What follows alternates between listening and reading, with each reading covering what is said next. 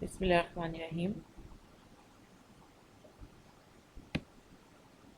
हमने इलेक्ट्रोस्टैटिक्स को स्टार्ट किया और उसमें हमने चार्ज को देखा कि चार्ज क्या होता है और फिर किस तरह से एक चार्ज दूसरे चार्ज को एक्सपीरियंस करता है विदाउट एनी फिज़िकल कांटेक्ट। उसके लिए हमने एक आइडिया इंट्रोड्यूस कराया, that was the electric field E. ठीक है जी। और जब तक हमारे पास इलेक्ट्रिक फील्ड ई था,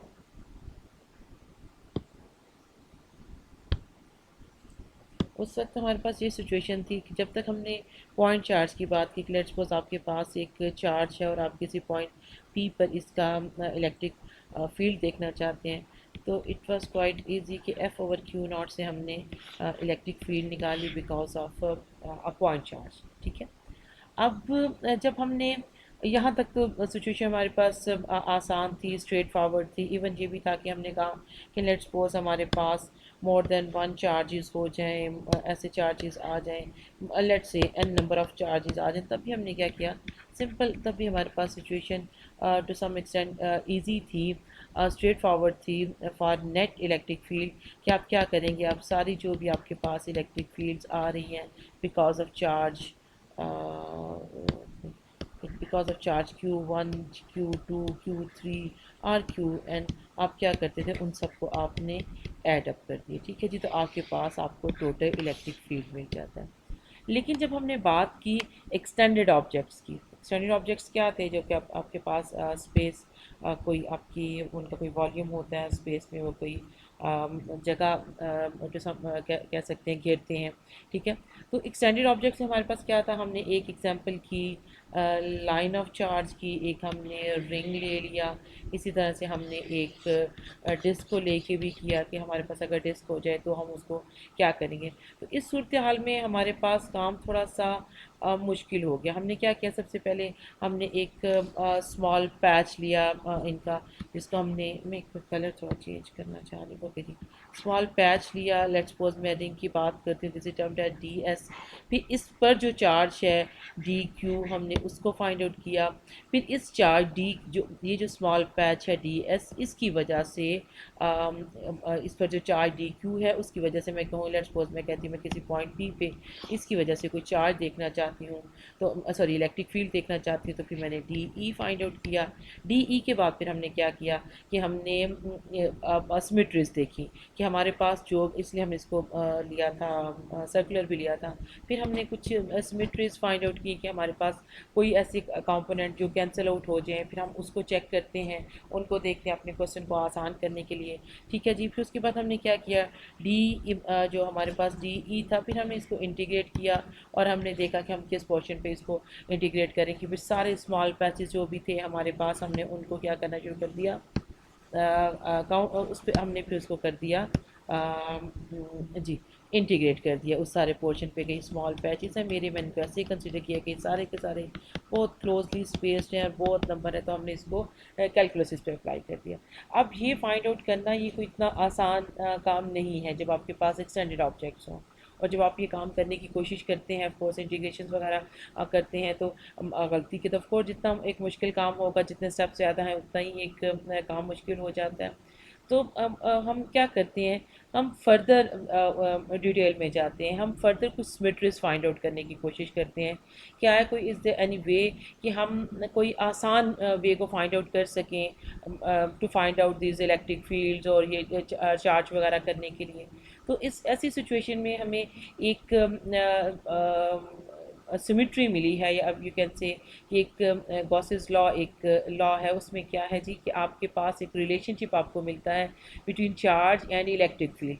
वो रिलेशनशिप जब हम यूज़ करते हैं, जब उसको हम अंडरस्टैंड करते हैं, तो हमारा जो ये जो सारा एक लंबा अभी हमने जो यहाँ पे कैलकुलस वाला काम किया था सारा, उसको आप चंद लाइंस में ही हम एक्सटेंडेड ऑब्जेक्ट्स की जो इलेक्ट्रिक फील्ड है या चार्ज है वो फाइंड आउट कर सकते हैं। ठीक है। तो अब हम उसको करने के लिए, अब हम सबसे पहले एक रिलेशनशिप फाइंड आउट करेंगे फ्लक्स का और चार्ज का या इलेक्ट्रिक फील्ड का। फिर उसके बाद हम देखेंगे कि हम उसको देखेंगे कि हमारे पास गॉसेस लॉ जो सा है वो एक रिलेशनशिप देता है आपको, डायरेक्ट रिलेशनशिप देता है चार्ज और इलेक्ट्रिक फील्ड का, ठीक है जी। तो फिर हम उसको यूज़ करते हुए यही काम जो हमने इलेक्ट्रिक फील्ड फाइंड आउट की है ऑफ एक्सटेंडेड ऑब्जेक्ट, जैसे उनके लाइन ऑफ चार्ज की, या फिर हमने फाइंड आउट की थी चार्जेस की, वही चीज़ें वही जो या इस किस्म के और भी कोई जो हमारे पास स्फीयर हो सकता है, जो भी एक्सटेंडेड ऑब्जेक्ट्स हो सकते हैं, उनको किस तरह से हम फाइंड आउट कर सकते हैं उनकी इलेक्ट्रिक फील्ड सिंपलेस्ट वे से या आसानी से या एक ईज़ के साथ।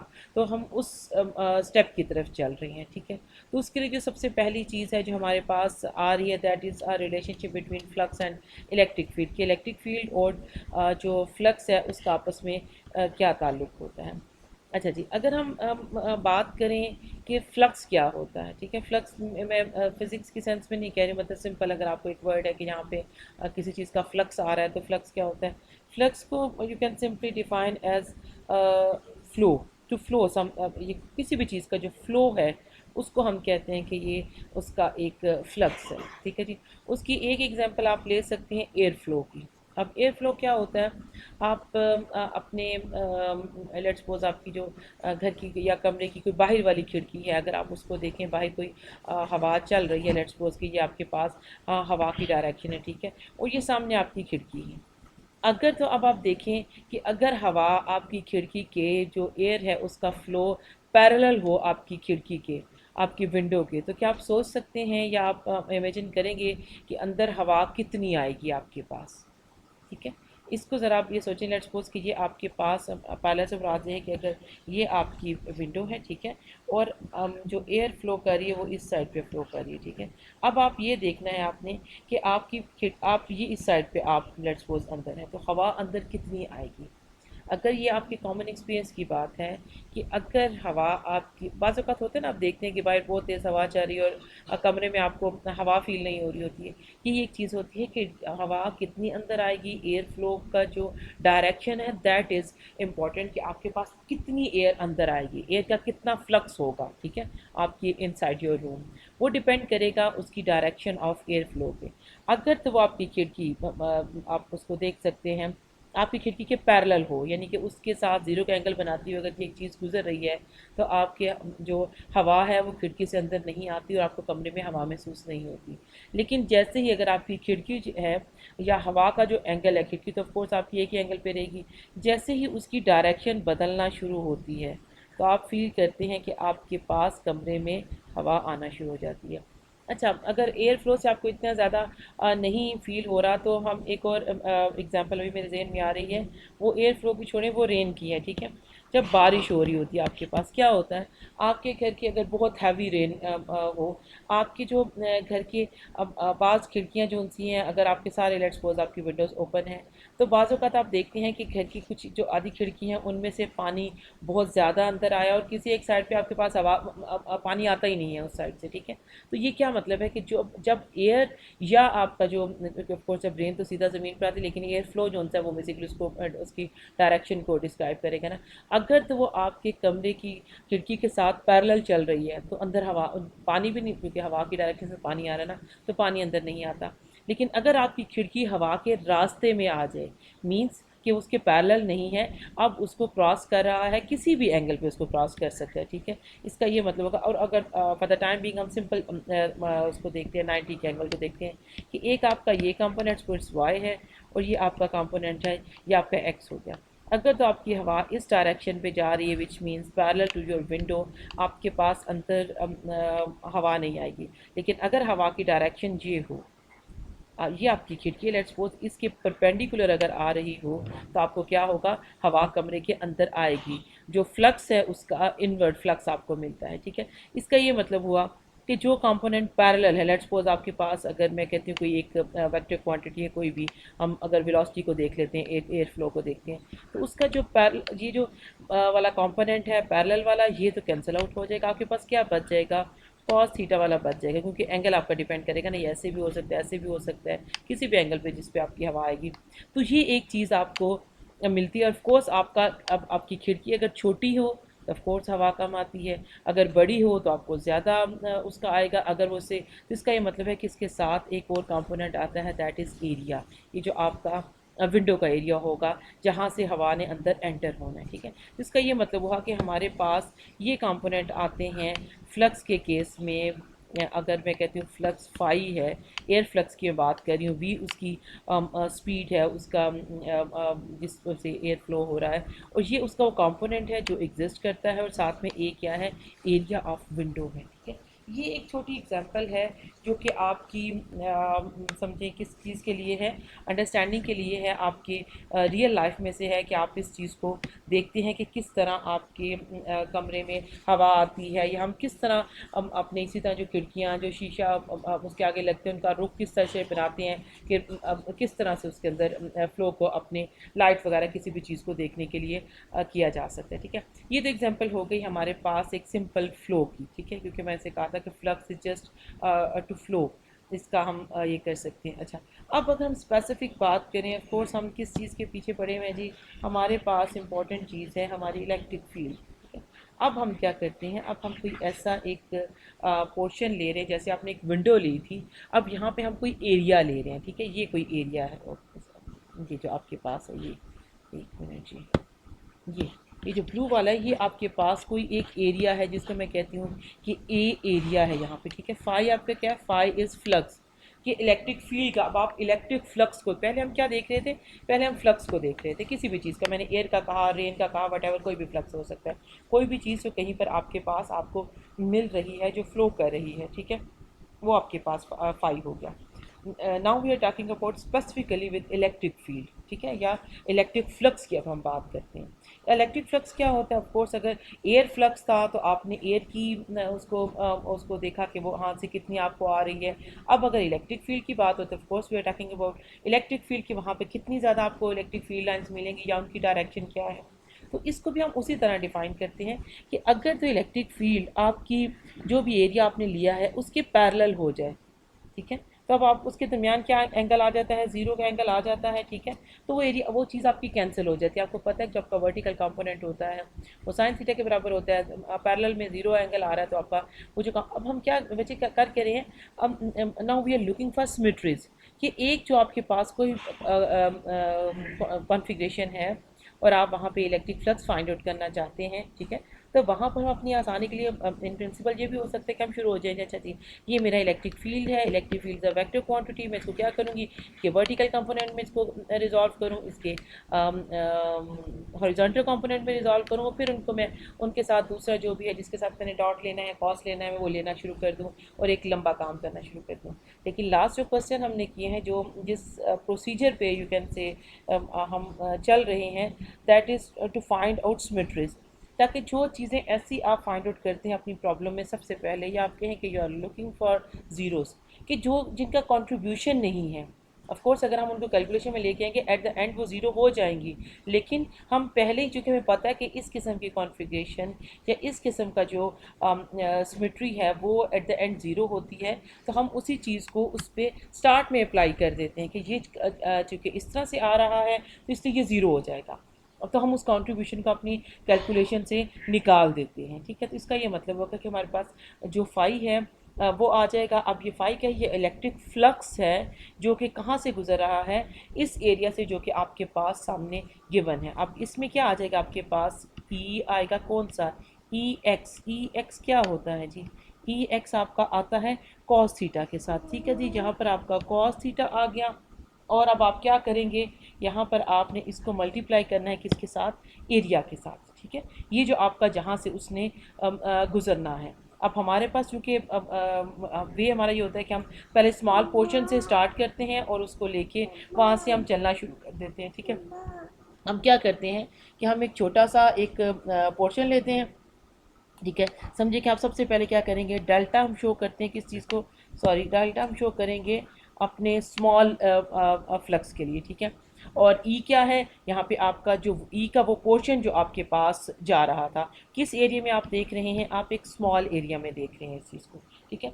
अब आप इसको किस तरह से लिख सकते हैं, अगर ई कॉस के साथ आ रहा है तो आपका यहाँ पे आपका आ जाएगा वेक्टर ई डॉट, जी ये आपके पास फार्मूला बन जाता है, ठीक है। जो आपका एरिया है this is vector area.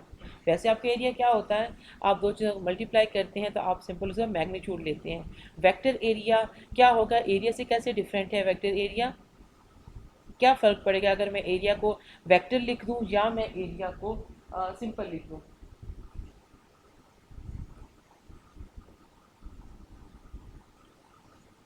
Ji, vector area के केस में आपको उसकी डायरेक्शन ज़रूरी चाहिए होती है कि किस डायरेक्शन में आप अपना एरिया ले रहे हैं। और वेक्टर एरिया क्या होता है, वेक्टर एरिया लेट्स सपोज में एक टेबल की, जैसे हम पीछे रिंग की भी बात कर रहे थे, आप अपने अपने टेबल आपके सामने पड़ा हुआ है, तो उसकी जो फ्रंट जो उसका ऊपर वाला आपके पास पोर्शन है उसका वेक्टर एरिया जो पॉइंट करेगा उसकी डायरेक्शन अपवर्ड होगी। अगर आप नीचे वाले पोर्शन को देख रहे हैं तो उसकी डायरेक्शन क्या होगी, डाउनवर्ड होगी। अगर आप कोई अपने सामने दीवार को देख रहे हैं तो वो, अगर आप उस सारे को वेक्टर एरिया ले रहे हैं तो उसकी डायरेक्शन टुवर्ड्स यू होगी, ठीक है। अगर बाहर जाके देख रहे हैं, बाहर वाली दीवार को आप देख रहे हैं तो उसकी बाहर वाली साइड पर होगी, ठीक है। तो वेक्टर एरिया ऐसा एरिया होता है जो कि सरफेस के परपेंडिकुलर आउटवर्ड होता है। एक तो जो आपकी सरफेस है उसके परपेंडिकुलर होता है वेक्टर एरिया, उसकी डायरेक्शन की बात करें, बच्चे एरिया तो वही वे है ना जो आपके पास निकालने का है कि आप लेंथ इंटू लेंथ करेंगे आपको एरिया मिल जाएगा। मैं वेक्टर एरिया का डिफ्रेंशिएट कर रही हूँ कि वेक्टर एरिया क्या होता है, इसमें ऑफ कोर्स आपको मैग्नीट्यूड के साथ डायरेक्शन चाहिए होती है। और इसकी डायरेक्शन किस तरह से डिफाइन की जाती है कि ये एक तो परपेंडिकुलर होती है सरफेस के, जिस भी सरफेस का आपने वेक्टर एरिया कंसिडर करना है, दूसरा आउटवर्ड होती है, बाहर की साइड पे निकली होती है, जिस तरह भी आप उसको देखेंगे वहाँ से वो आउटवर्ड डायरेक्शन बनाएगा, ठीक है। ये आपके पास आपका वेक्टर एरिया हो गया।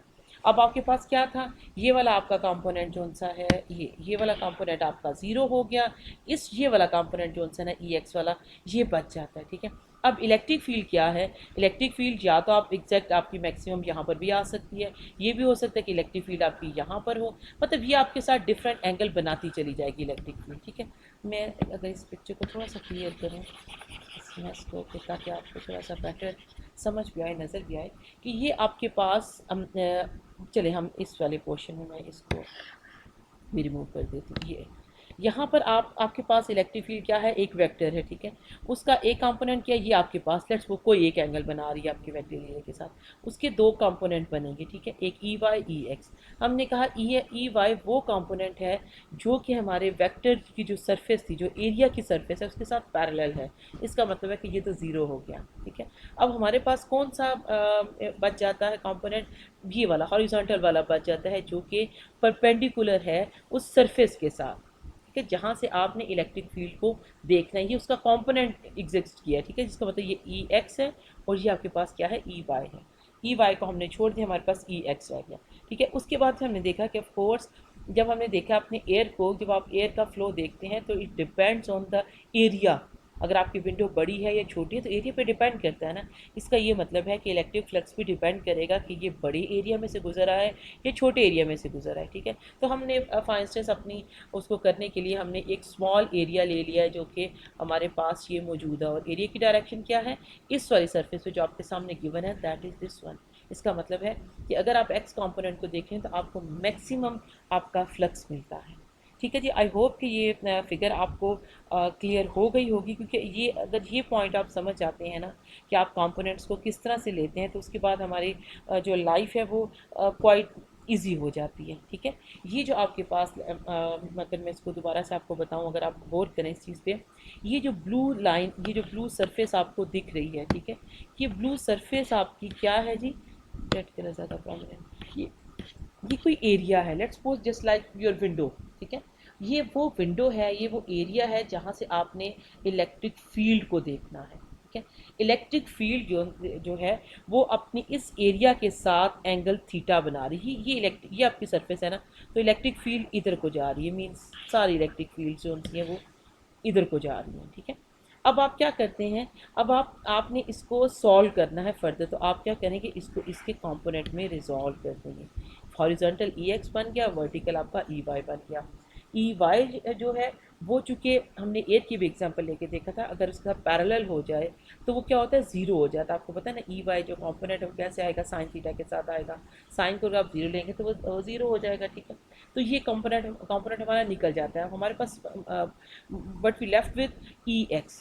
और दूसरा एरिया, क्योंकि एरिया भी डिपेंड करता है कि आपको क्या चीज़ मिलती है। अच्छा, जब हम वही ट्रिक अपनी करते हैं कि हमारे पास एरिया आ गया है, हम क्या करते हैं इस इलेक्ट्रिक फील्ड सॉरी हमने यहाँ पे क्या फाइंड आउट करना है, मुझे डी फाई फाइंड आउट करना है। फाई इज़ अ फ्लक्स, ठीक है, इस वक्त हम इलेक्ट्रिक फ्लक्स की बात करें। फाई फाइंड आउट करने के लिए मैं इसको इंटीग्रेट करूँगी, सॉरी हम क्या करेंगे, सारे जो भी अपने हमारे कंपोनेंट हैं उनको हम क्या कर देंगे, ऐड कर देंगे। अब हम ऑफ कोर्स ये नहीं चाहते कि मैं बैठ के 100 200 300 जब अब आप 500 एलिमेंट्स को बैठ के ऐड करती रहूँ फ्लक्स के लिए, तो हम क्या करते हैं, हम अपना जो एरिया है उसे इतना स्मॉल कर लेते हैं कि हम यहाँ पे कैलकुलस अप्लाई कर सके, तो हम क्या कर देते हैं, इस चीज़ को इंटीग्रेट कर देते हैं। ठीक है जी, एरिया आपका डी ए हो गया और ये आपका ई हो गया, ये आपके पास आ जाता है फ्लक्स। ठीक है, अब अगर हमें किसी सरफेस से फ्लक्स फाइंड आउट करना हो, किसी एक्सटेंडेड ऑब्जेक्ट का फ्लक्स फाइंड आउट करना हो, तो हम क्या करते हैं, ई डॉट डी ए लेते हैं। ठीक है जी, और उसको इंटीग्रेट करेंगे, जो भी हमारी सरफेस की शेप होगी उस पर डिपेंड करेगा इंटीग्रेशन, कि आपने इंटीग्रेशन किस पर करनी है, और इससे क्या हो जाएगा, हमारा क्वेश्चन जो है वो ईजीली सॉल्व हो जाएगा। ठीक है, अब इस चीज़ को देखने के लिए अब हम करते क्या हैं, हम ये लेते हैं कि लेट्स सपोज आपके पास एक इलेक्ट्रिक फील्ड लाइन, ये इस साइड पे आपकी सारी इलेक्ट्रिक फील्ड लाइन है जो बनी हुई है ना, मैंने उनको दोबारा बनाया। ठीक है, इसमें अब एक्चुअली हम अभी हम सिर्फ फ्लक्स के कॉन्सेप्ट को डिस्कस कर रहे हैं। ये इलेक्ट्रिक फील्ड की डायरेक्शन जो इधर को जा रहा है, अब यहाँ पे आप एक क्लोज ऑब्जेक्ट ला के रखते हैं, समझिए कि सरफेस लेकर, इसको हम गॉसियन सरफेस कहते हैं। अब आप वहाँ से देखना चाहते हैं कि कितना फ्लक्स वहाँ से गुजर रहा है, हम ये देखना चाह रहे हैं अगर हमारे पास जो सर्फेसिज हैं वो डिफरेंट कॉन्फ़िगरेशंस आ जाएँ, कोई स्फीयर आ गया है, कोई क्यूब आ गया है, कोई सिलेंडर आ गया है, डिफरेंट आपके पास कॉन्फ़िगरेशन है जो आपके एक्सटेंडेड ऑब्जेक्ट्स हैं। आप क्या करते हैं, और आप ये देखना चाहते हैं कि वहाँ पे कितना चार्ज उसके पास वहाँ पर मौजूद था, तो हम एक क्लोज सरफेस लेते हैं। ठीक है जी, और उस सरफेस को हम कहते हैं गॉसियन सरफेस। तो यहाँ पे ये जो हार्ट लाइक शेप बनी हुई है, बैलून टाइप थोड़ी सी फूली हुई है, ये 3D टाइप आपके पास एक शेप आती है, इस वक्त हम इसको ले रहे हैं कि ये हमारे पास एक क्लोज सरफेस है which is immersed in uniform electric field. ये जो एरोज बने हुए हैं, this is showing the electric field, direction of the electric field. अब आप क्या करते हैं, अब हम अगेन हम कुछ और सिमेट्रीज को एक्चुअली देखना चाह रहे हैं। ये फिगर कंपैरेटिवली मुश्किल है, आई डोंट नो कि बुक में इसको भी ये इसी तरह से डिस्कस किया गया है, लेकिन ये आपको एक्चुअली कॉन्सेप्ट देने के लिए है कि आप किस तरह से कर्वेचर को या चेंज को डिस्कस करते हैं। लेट्स सपोज अगर आपके पास प्लेन सरफेस हो, ये वाली आपके पास सरफेस हो जो अभी हमने यहाँ पे बनाई, ये वाली सरफेस हो, ठीक है, तो इसमें आपको कोई इशू नहीं है। आप क्या करेंगे, सिंपल आपने ई डॉट डी ए लेंगे, आपको पता है डी ए की डायरेक्शन क्या है, ई आपको गिवन होगी, आपको 5 मिल जाएगा। ठीक है, लेकिन अगर आपकी सरफेस में कर्वेचर आ जाए, ठीक है, टर्न हो जाए, कहीं से उसका एंगल चेंज हो जाए, अब क्या होगा, ये जो सरफेस आपके सामने बनी हुई है ये वाली, इसमें जो दरमियान वाली सरफेस है, मैं इसको फिर क्लीन करके अभी मैं इसे बना रही हूँ, ये जो दरमियान वाली सरफेस है ना, ये आपको फील हो रहा होगा कि ये ऑलमोस्ट फ्लैट सरफेस है। ठीक है, ये फार्मूला है ना हमारे पास, ये फ्लैट सरफेस के लिए एक तरह से बन गया। तो यहाँ इस पूरी सरफेस के लिए आप क्या करते हैं, आपके पास ई डॉट डी ए एक हो गया। ठीक है, इसको मैं कहती हूँ एफ कह देती हूँ मेरे फ्लैट के लिए। अब अगर आप थोड़ा सा गौर करें तो आपके पास सिचुएशन बदलना शुरू हो जाएगी। अगर आप इस सरफेस को, ये जो रेड डॉट आपको ऑलरेडी नज़र आ रहा है, इसी को मैं थोड़ा सा और करती हूँ, ये वाली जो सरफेस है, अब ये सरफेस क्या है, ये सरफेस कर्व्ड है। ये ऐसे है कि आप अपने पास एक पेज पकड़ें और उसको एक वो पाइप सा बनाने की कोशिश करें, जब आप जिसको मोड़ते हैं जहाँ पे उसका कर्व आ रहा है, ठीक है, लेट्स सपोज ये उस तरह की आपकी एक सरफेस है, तो अब इसमें एरिया किधर होगा, वेक्टर एरिया। आपको पता है इलेक्ट्रिक फील्ड की एक ही डायरेक्शन है, लेकिन जैसे ही आपकी सरफेस का कर्व आएगा, उसमें उसका उसके अंदर कोई कर्वेचर आएगा, तो वहाँ पे डी ए बदल जाएगा। अब क्योंकि दोनों के दरम्यान में क्या है, डॉट प्रोडक्ट है, आपस में सिंपल मल्टीप्लाई नहीं हो रहे हैं। ये क्या था, मैंने कॉस थीटा की जगह पे ये डॉट डाला है। ठीक है, इसका ये मतलब है कि ये डॉट प्रोडक्ट है यहाँ पे टू वेक्टर्स के दरमियान, सिंपल मल्टीप्लिकेशन नहीं है। अगर डी ए की डायरेक्शन बदल जाए, विच मीन्स उसकी ओरिएंटेशन बदल जाए या उसका एंगल बदल जाए ई के साथ, ऑफ कोर्स आपका जो सोल्यूशन है वो बदल जाएगा, आपका आंसर बदल जाएगा। तो यहाँ पर इस पॉइंट पे ये जो आपका वेक्टर है वो देखिए वो इधर को निकला, ये सरफेस है ना, हमने ये कहा था कि सरफेस के हमेशा परपेंडिकुलर आउटवर्ड होता है, ये इसकी डायरेक्शन बन रही है जी बाहर की साइड पे। ठीक है, सरफेस के साथ परपेंडिकुलर भी है, ये उसका एंगल। अगर मैं प्रोसेस को सपोज क्लियर करूँ, एक मिनट, ठीक है जी। अब इसके साथ आते हैं, ये जो आपकी सरफेस है ये वाली जहाँ पे जिसके साथ ये है, ये सरफेस इसके साथ 90 का एंगल बना रहा है, ठीक है, ये ए है। और क्या है यहाँ पर, ये आउटवर्ड भी, इसकी डायरेक्शन किधर है, आउटवर्ड है, ठीक है। यही हमने वेक्टर एरिया को डिफाइन किया, इसकी ये डेफिनेशन होती है, ठीक है। अब देखिए, अब इलेक्ट्रिक फील्ड की डायरेक्शन तो सेम है, ये इसकी यूँ पैरेलल जा रही है, अगर आप इसको देखें यहाँ पर तो ये इस तरह से जा रही है। इसका मतलब है कि यहाँ पर एंगल आपके पास क्या हो गया, मोर देन 90 हो गया, ठीक है जी। इसी तरह अब आप एक और पोर्शन लें, लेट्स सपोज ये वाला अगला जो पोर्शन है, मैं रेड के साथ इसे करती हूँ, यहाँ पे ऑलरेडी एक चीज़ रेड हुई हुई है, ठीक है। इस पोर्शन को मैं देखती हूँ, अब ये क्या है, ये दूसरा कर्व है। यहाँ पर आपके पास क्या आएगा, अब जो आपका ए है, ये देखिए, ये वो सरफेस है, अगर आप पेपर को रोल करते हैं अपने पास रखते हैं, जो नीचे को जा रहा है, ठीक है। बिल्कुल नीचे नहीं गया, वो समझे कि आपके पास साइड पे एक तरह से आ रहा है। अब साइड पे क्या होगा, ये चूँकि नीचे वाली साइड पर है, तो ये सरफेस है, लेट्स सपोज आप ये सरफेस की ये सरफेस का पोर्शन आपने लिया, यहाँ पर आपका डी ए इधर को आएगा, ठीक है। और ई इसके साथ किधर जा रहे थे, ई इसके साथ 90 का एंगल बना रहा है।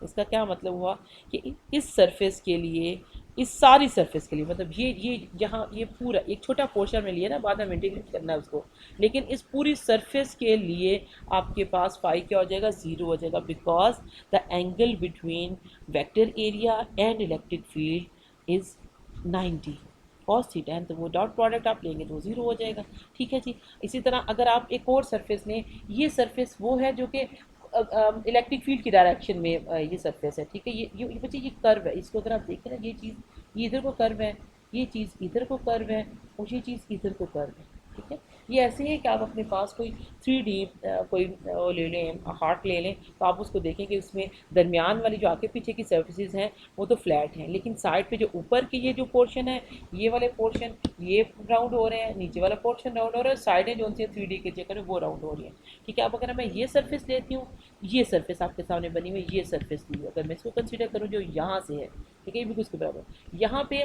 जो ए है वो इधर को है, ठीक है, आउटवर्ड है, इसके साथ क्या है, 90 के एंगल पर है, और इलेक्ट्रिक फील्ड के साथ इसका एंगल कौन सा बन रहा है जी, 90 से कम का बन रहा है, ठीक है।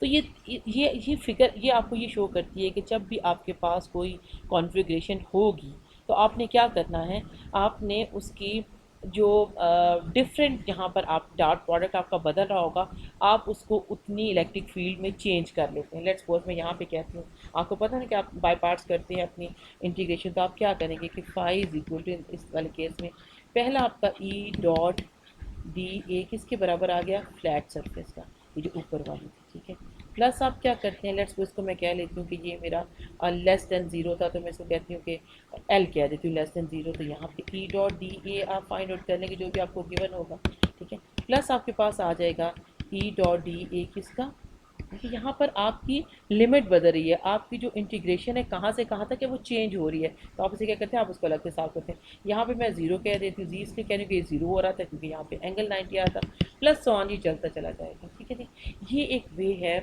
अपने फ्लक्स को फाइंड आउट करने का किसी भी कॉन्फ़िगरेशन के लिए। तो हम क्या करते हैं, एक स्टैंडर्ड ऑब्जेक्ट की कोई ना कोई कॉन्फ़िगरेशन होती है ना, तो हम उसी, अभी हम फ्लक्स फाइंड आउट कर रहे हैं कि हम एक गॉसियन सरफेस बना लेते हैं किसी भी शेप की, तो हमारे पास एक स्टैंडर्ड ऑब्जेक्ट्स हैं उनकी शेप की, जैसे हम अभी हम एग्जांपल लेंगे, हम क्यूब की एग्जांपल करेंगे, उससे पहले हम एक सिलेंडर की एग्जांपल करेंगे। हम ये देखेंगे कि उसके अंदर हमें कितने कर्वेचर मिलते हैं, उसके अंदर हमें कितनी डायरेक्शन या कितनी जगह पर, या वो जो शेप है हमारी वहाँ पर डी ए कितनी बार चेंज होता है, तो उन सब को हम क्या करेंगे, इंटीग्रेशन में अलग अलग हम उनको इंटीग्रेट कर लेंगे, ठीक है जी। आई होप कि ये जो आइडिया है, ये जो चीज़ है, ये आपको समझ आ गई होगी कि हम इसमें हम क्या कर रहे हैं, ठीक है। हम फ्लक्स फाइंड आउट करना चाह रहे हैं, और पहले हमने देखा है कि फ्लक्स जो है वो किसी भी चीज़ का जो फ्लो है, लेट्स सपोज हम इलेक्ट्रिक फ्लक्स अगर मैं कहूँ तो इसका मतलब है कि मैं इलेक्ट्रिक फील्ड के फ्लो को देख रही हूँ, उसकी फील्ड लाइंस को देख रही हूँ, उसकी इंटेंसिटी को देख रही हूँ। जब मैं वो देखती हूँ तो मुझे पता चलता है कि वो डिपेंड करता है ऑफ कोर्स उसकी ओरिएंटेशन पे, और उसकी आपके साथ जो एंगल बनता है एरिया के साथ। ऑफ कोर्स बच्चे, अगर बड़ा एरिया है तो ज़्यादा इलेक्ट्रिक फील्ड लाइन्स गुजरेंगी, अगर आप छोटा सा एक पोर्शन ले लेते हैं तो वहाँ पे इलेक्ट्रिक फील्ड लाइन्स कम हो जाएंगी, वहाँ पे वाटर कम हो जाएगा। अगर आप उसका फ्लो देखते हैं वहाँ पर आपके पास हवा कम हो जाएगी, अगर आप उस चीज़ का उसका फ्लो देखते हैं, तो ये डिपेंड करता है एरिया पे, ठीक है। पहले हमने स्मॉल फ्लक्स फाइंड आउट किया अपने डेल्टा के साथ, उसके बाद फिर हमने हमने क्या कर दिया, हमने कहा कि उसकी समेशन करनी है, हमने सबको सम करना है ताकि हमें टोटल फ्लक्स मिल जाए। छोटे छोटे एरियाज़ को हम लेके सॉल्व करने की कोशिश कर रहे हैं जो कि फ्लैट हो।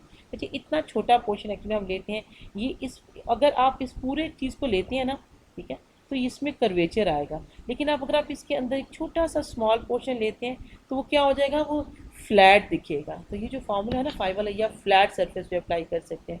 इसलिए मैं ये नहीं कर सकती पूरी सरफेस पे कोई एक फार्मूला ई डॉट डी ए करके इसको सॉल्व कर दूँ, क्यों? क्योंकि मुझे वो सरफेस चाहिए जो फ्लैट हो।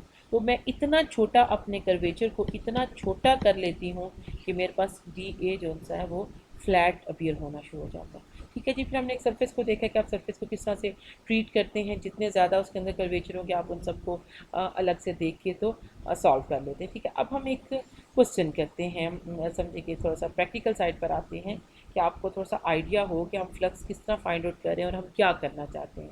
क्योंकि क्वेश्चन आपके सामने होगा तो आपको उसको समझने में आसानी होगी। ठीक है जी, अब यहाँ पे जो आपके सामने अगर मैं भी फिगर शो करती हूँ, shows a Gaussian surface in the form of a close cylinder. आपके पास एक सिलेंडर है और वो उस पर आपने उसको हम गॉसियन सरफेस कह रहे हैं। Gaussian cylinder or G cylinder, चले कुछ भी आप उसे कह लें, of radius R. It lies in a uniform electric field with the cylinder's central axis along the length of the cylinder, parallel to the field. What is the net flux of the electric field through the cylinder? अब मैं अगर आपको field दिखा आपको figure दिखाऊं तो ये जी आपके पास, आई होप कि आपको क्लियर कट ये चीज़ नज़र आ रही है। अगर कहें तो मैं थोड़ा सा इसको बड़ा करती हूँ अगर मैं कर पाऊँ विदाउट एनी मैस। ठीक है जी, ये आपके पास नज़र आ रहा है। ये जो आपके पास पिंक एरिया है ये आपके पास क्या है जी, ये आपका गाशियन सरफेस है in the form of an cylinder. ठीक है जी, और ये आपके पास जो ब्लू में है, ये जो ब्लू में है ये क्या है जी आपके पास, सेट पहले थोड़ा प्रोमिनेंट होता है मैं इसको यूज़ करना चाहूँ। ये क्या है जी, इलेक्ट्रिक फील्ड की डायरेक्शन है। वो क्या उसने कहा सिलेंडर पैरेलल पड़ा है, उसका जो सेंट्रल एक्सिस है, समझे कि जो दरमियान में जिस एक्सिस लेकर है वो इलेक्ट्रिक फील्ड के पैरेलल पड़ा हुआ है। ठीक है जी, ये हमें पता चल गया। दूसरी हमारे पास क्या इंफॉर्मेशन है जी कि हमने फाइंड आउट किया, अच्छा इसका जो रेडियस है दैट इज़ आर है। आर रेडियस हमारे लिए क्यों इंपॉर्टेंट है, क्योंकि वो आपको ये बताएगा ना कि सिलेंडर आपने कितना बड़ा बनाना है। ठीक है, उसकी एल अलग से आपको चाहिए होती है और रेडियस अलग से चाहिए होता है कि उसका आप कर्वेचर डिफाइन करें कि कितना बड़ा होगा। आपने फाइंड आउट करना है जी net flux of the electric field through the cylinder. आप सिलेंडर के यहाँ से अगर आप देखें तो ये इलेक्ट्रिक फील्ड की डायरेक्शन है और ये इलेक्ट्रिक फील्ड में इमर्स्ड है, यहाँ पे उसके अंदर पड़ा हुआ है। तो अब इसके अंदर से ऑफकोर्स इलेक्ट्रिक फील्ड भी पास कर रही होगी। अब हमने जो भी पास हो रही है इलेक्ट्रिक फील्ड उसका नेट उस पर फ्लक्स फाइंड आउट करना है, कितनी फील्ड इसके अंदर गई है, कितनी यहाँ से बाहर निकली है, वट जो भी इसके साथ हो रहा है अब हमने उसको डिस्कस करना है। ठीक है, तो जो फर्स्ट पॉइंट हमारे पास है जिसको अभी तक हमने किया है, सबसे पहले तो हम लिखते हैं कि हमारे पास फाइव होता क्या है। फ्लक्स का फार्मूला हमने डिफाइन किया है जी, ई डॉट डी ए। बच्चे ये जब ये डॉट प्रोडक्ट है तो इसका मतलब ये है कि यहाँ पे वेक्टर्स की बात हो रही है, स्केलर्स की बात नहीं हो रही।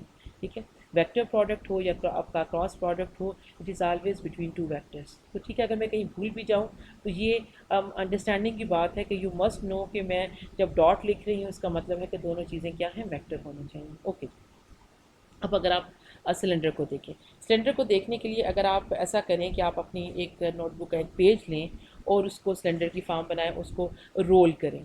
ठीक है, तो आपका जो रोल है वो क्या बन जाएगा, एक सिलेंडर बन जाएगा। अब वो क्लोज है मतलब दोनों साइड अगर आप पेज का बनाएंगे तो आपके दोनों एंड जोन से वो ओपन हो गए, समझे कि आपने एक पेज उसके ऊपर भी लगा दिया। ठीक है, अब आप अगर उसको टेबल पे रख देते हैं अपने अपना जो आपने सिलेंडर बनाया है पेज का पेपर का, तो अब हम उसको देखते हैं कि वो आपको कैसा दिखेगा। ठीक है जी, आपने अपना रोल बनाया है और उसको अपने टेबल पे अपने सामने रखा हुआ है। ठीक है, अब अगर आप थोड़ा गौर करें कि उसके ये जो एंड हैं जो अभी आपके पास पेपर में खुले हुए हैं। ठीक है, अगर आप अपने पास एक पेज फाड़ के अपने पास रोल बना लें तो आई थिंक ये ज़्यादा होगा। मैं 1 मिनट आपका वेट करती हूँ कि आप अपनी नोटबुक से एक पेज फाड़ें और क्या करें जी उसका एक रोल सा बना लें। ठीक है, अगर आप रोल बना लें तो आपको आसानी होगी, ताकि उसके बाद मैं आपको समझाना शुरू करूँ कि अब हमारे पास हो क्या रहा है। अब हमने एरिया को एक्चुअली वेक्टर एरिया को डिफाइन करना है। ठीक है जी, आई होप कि अब तक आप लोग जिन्होंने बनाना होगा, ऑफ कोर्स आधों को इस बार पेपर ही नहीं होगा, तो जिन्होंने रोल बनाना होगा वो रोल बना चुके होंगे। अब आपके पास क्या है, एक आपके पास नलकी सी टाइप चीज़ है ना, एक आपके पास ये पोर्शन आ रहा है, ये वो राउंड पोर्शन है। ठीक है, जिसमें कर्वेचर है जो आपने राउंड किया। ठीक है, और आपकी दो एज यहाँ से आपके जो से कैप्स हैं वो खुली, उसको मैं कहती हूँ एंड कैप्स हैं। ये आपके पास ओपन है, लेकिन आप ये given example that is close surface हम लेते हैं अपने फ्लक्स को फाइंड आउट करने के लिए। ये चीज़ आपके पास बन गई। अब अगर आप ये देखें कि जब आपने रोल किया हुआ है जिस पेज को, ठीक है, जहाँ से जो पोर्शन आपके पास ये रोल में आ रहा है, वहाँ से अगर आप बिल्कुल टॉप पे अपने उसको टेबल पे रख दें, आप टॉप पे अगर उसको देखें तो इलेक्ट्रिक फील्ड की डायरेक्शन क्या है, उसके पैरेलल है ना। लेकिन वहाँ पर उस पॉइंट पर आपका डी ए किधर जाएगा, डी ए परपेंडिकुलर होगा, सरफेस से ऊपर को जा रहा होगा। अब अगर आप ये वाला सेंटर में एक पॉइंट ले लें जो आपकी तरफ, जैसे रोल पड़ा था, पहले आपने ऊपर वाला पॉइंट लिया, अब आप क्या कर रहे हैं, अब उस रोल के यहाँ से आप सेंटर वाला अपने सामने वाला पॉइंट ले रहे हैं, यहाँ पे वेक्टर एरिया किधर को जाएगा, आपकी तरफ आएगा, ठीक है। और ये आपकी तरफ आ रहा है आउटवर्ड, और इलेक्ट्रिक फील्ड किधर जा रही है, इधर को। इसी तरह आप दूसरी साइड पे जब उसको देखेंगे अपनी तरफ, उसको मोड़ लें उस पॉइंट को, तो भी क्या होगा, इलेक्ट्रिक फील्ड बाहर को, सॉरी, वेक्टर एरिया बाहर को, और आपका इलेक्ट्रिक फील्ड किधर है, उसके परपेंडिकुलर। सो इसका ये मतलब है कोई भी पॉइंट अगर आप ले लें, इसी तरह से अपने पेज के ऊपर सर्कल, अब जो आपने सिलेंडर बनाया है, जो आपने नलकी सी बनाई है, जो पाइप बनाया है, उसके ऊपर आप कोई भी पॉइंट ले लें, जिस भी जगह पर आप यहाँ पर कोई पॉइंट लेंगे तो वहाँ से मतलब उस पॉइंट पे आप अपनी पेंसिल रखेंगे परपेंडिकुलर उस पॉइंट के, और इलेक्ट्रिक फील्ड की डायरेक्शन की तरह इधर। इसका ये मतलब हुआ कि अगर इस पेज से आउटवर्ड आपने जहाँ पर भी इस राउंड सरफेस पे आप पॉइंट लेंगे, उसका एंगल क्या होगा इलेक्ट्रिक फील्ड के साथ, ठीक है जी। आप अभी हम उसको डिस्कस करते हैं। इसी तरह से आपके पास ये वाला जो एंड कैप है आपका, ये वाला, यहाँ पर अगर आप उसका इलेक्ट्रिक देखना चाहते हैं, वेक्टर एरिया देखना चाहते हैं, तो उसकी डायरेक्शन इधर को है, इलेक्ट्रिक फील्ड की डायरेक्शन किधर है, इधर को। अगर आप दूसरे एंड कैप की तरफ आ जाते हैं तो हम आपको पता है, हमने बार बार इसको आपको बता रही हूँ कि vector area is defined like this, कि वो हमेशा परपेंडिकुलर सरफेस की ओर आउटवर्ड होता है। जिस सरफेस का आप वेक्टर एरिया फाइंड आउट कर रहे हैं, that vector area should be perpendicular to that surface and outward in direction, ठीक है जी। तो ये इधर को होगा, इलेक्ट्रिक फील्ड भी इधर है। इसका ये मतलब है कि बज़ाहिर हमें तीन डिफरेंट पोर्शंस मिल रहे हैं एक सिलेंडर के केस में। ऊपर जो हमने वो 3D हार्ट सा किया है, उसमें हमारे पास मोर देन 3 सर्फेसिस आ रही है। यहाँ पे अब क्या आ रहा है, यहाँ पे हमारे पास 3 मेन एंगल्स हैं। तब मैं क्या करूँगी, मैं अपने जो ये मेरे पास एक और एग्जाम्पल है, इसमें थोड़ा सा पीछे कर दूँ, ठीक है। अब मैं क्या करूँगी कि जो मेरा फाई है, ई है, इसको मैं 3 डिफरेंट इसमें शामिल करती हूँ। इसको मैं ए कहती हूँ। ए मेरा ये वाला पोर्शन है जी, ये जो राउंड सरफेस है, ठीक है। प्लस मैं क्या करूँ, बी कह दूँ। बी मेरा क्या है जी, बी मेरा वो एंड कैप है जो कि ये वाला लेफ़्ट वाला है, ठीक है। और इसी तरह से मेरे पास जो राइट वाला कैप है उसको मैं सी कह रही हूँ। इसको भी मैं, क्या मैं ऐसे इसको कर सकती हूँ, क्या ख्याल है जी आपका, इसको किया जा सकता है। जो इलेक्ट्रिक फील्ड हमें गिवन है ना, इलेक्ट्रिक फील्ड मैंने नहीं देखी कि इलेक्ट्रिक फील्ड हमें क्या गिवन है जी, वो मेरे ख्याल में आर ही गिवन है। अगर मैं इसको देखना चाहूँ कि हमारे पास इलेक्ट्रिक फील्ड की क्या गिवन है प्रॉब्लम में, तो हमारे पास ई ही गिवन है हमें इलेक्ट्रिक फील्ड में, ठीक है जी। ना हमें एरिया के लिए पॉइंट ऑफ व्यू से कुछ दिया गया है, R in terms of R है, ठीक है। तो एरिया क्या हो जाएगा, उसका आपने एक एरिया करना है, पाई आर स्क्वायर कर देंगे, या आपको लेंथ चाहिए तो आप उसको सिंपल अभी एरिया ही ए ही कहेंगे, ठीक है। अब हम क्या करते हैं, इसका ये मतलब है कि हमारे पास 3 फ्लक्स के हमने इंटीग्रेशन को डिवाइड कर लिया, ठीक है जी। ये वो पोर्शन है जो इस राउंड के लिए है। यहाँ पे आपको पता है कि ई और डी ए, ठीक है, कॉस थीटा, क्या मैं ऐसे लिख सकती हूँ,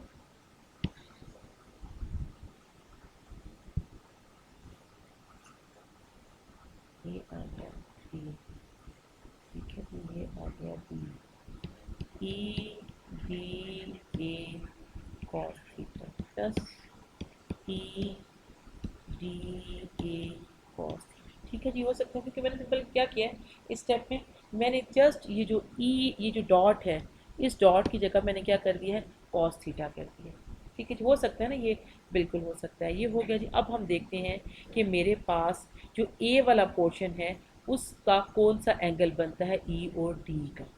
अब मैं इस पिक्चर को एक बार फिर क्लीन करूँगी ताकि हम सॉरी दोबारा से वही डिस्कशन कर सकें जो मैंने आपको पहले बताई। अब आप देखें, ये जो आपका पोर्शन है, ये वाला एंड कैप, ये इसको हमने शायद, नहीं ए मैंने दूसरे को कहा था, यहाँ पे सॉरी मैं क्लीन कर, यहाँ पे गिवन है ए बी सी, इसका ये मतलब है, मैं इसको थोड़ा सा ठीक कर लूँ। चलिए अभी हम ए को पहले मैंने कहा था ये वाला एरिया, अब ये एरिया नहीं है, ये एरिया क्या है, ये बी वाला है। अगर आप सिंपल ए को देखें जिस पे आप इंटीग्रेट कर रहे थे, इस पूरी सरफेस के, ये कौन सी सरफेस है जो आपके पास बनी हुई है, कौन सी है जी, ये वो सरफेस है जो आपके पास ओपन एंड आ रहा है आपके सिलेंडर का, जो आपने पाइप बनाया है ना, जो आपने रोल बनाया हुआ है, उसका जो ओपन एंड है ना, अभी हम उसकी बात करें जो कि लेफ़्ट साइड वाला है। अब लेफ़्ट साइड पे जब आप देखेंगे तो यहाँ पर डी ए, ये सरफेस ऐसे पड़ी हुई है, ये जो ऐसे है, और एरिया पे किधर होगा, इसके परपेंडिकुलर सरफेस का, यूँ ये सरफेस ऐसी है ना ये, तो इसका डी ए किधर जाएगा, इस साइड पे। इलेक्ट्रिक फील्ड गिवन है किधर है, इस साइड पे, ठीक है। तो एंगल क्या बना यहाँ पे, ए का एंगल क्या बना जी,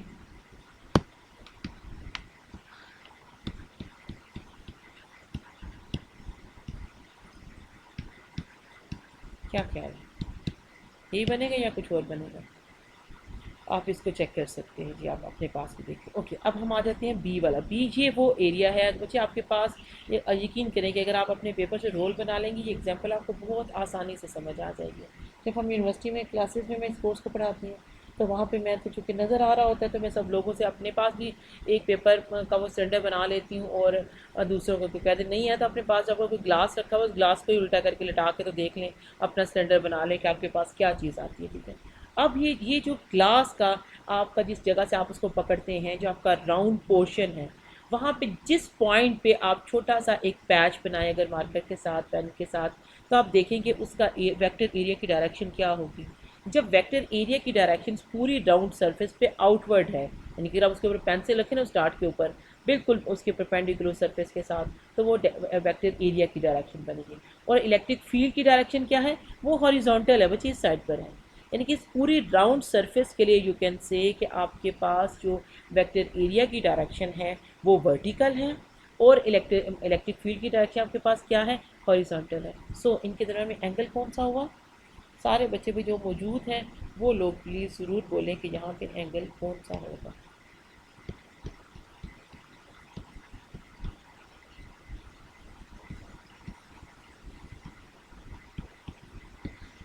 ठीक है जी, अब सी की बात करते हैं। अब सी मेरे मेरे हिसाब से 90 आ रहा है, आप अपना कैलकुलेट करके मुझे बता सकते हैं कि आपके पास जो आपने सिलेंडर बनाया है ये गिवन ओरिएंटेशन है। आप ये नहीं कर सकते कि अगर मैं खड़ा करके सर्कल को उसको जो ग्लास जैसे मेरा वर्टिकल पड़ा तो मैं वैसे इलेक्ट्रिक उसका फाइंड आउट करूँ। प्लस जो आपको गिवन क्वेश्चन है इस वक्त वो है कि आप जो आपके सिलेंडर का जो एक्सिस है वो इलेक्ट्रिक फील्ड के पैरेलल हो, ठीक है। ओके, तो आप देखें कौन सा एंगल आता है आपके पास।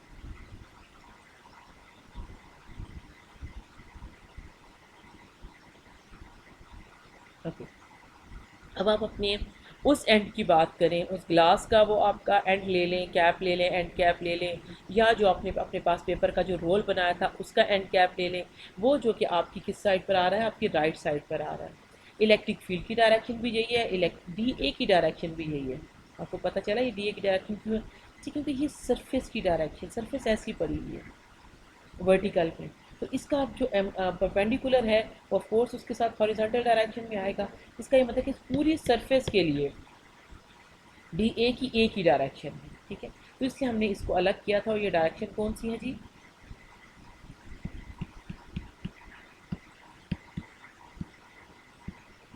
जीरो। सो अब यहाँ पे आपके पास क्या आ जाएगा,